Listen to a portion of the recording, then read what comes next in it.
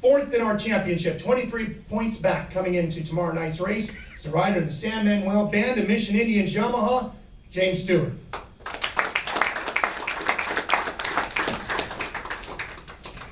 Hi, James. Good to see you. Well, James, we've seen a couple of different James Stewarts this year, it seemed. We saw one James Stewart who was much more patient, allowed the race to come to him. And we saw the traditional James, who's provided the fans over the years with some of the most incredible thrills as you get right up on the edge and try to dominate the race. Which one do we get tomorrow night? Well, honestly, I felt like, all year I've been kind of the same.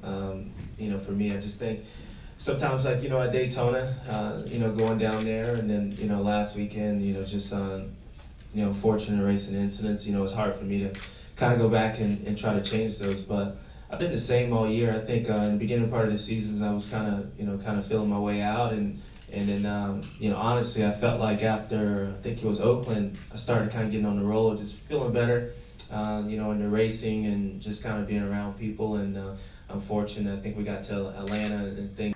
Honestly, I believe that Daytona was probably one of the best things, for me, just not flipping on the handlebars, but I think the fans and the way it seemed, I think people, found a new respect for me, not saying that I wanted to find it that way, but it was pretty cool. Just, honestly, I finished ninth that race. I felt like I won, and this whole year, I think, there's been things that went wrong, but for me, it's not full of regrets. I just think, I had some unfortunate accidents and stuff, and I go back and I really can't point one that I did wrong. So, when I sleep at night, I sleep fine, but, for sure, I think there's there's definitely some moments that I would like to have back, but at the same time, I think it's been probably pretty good.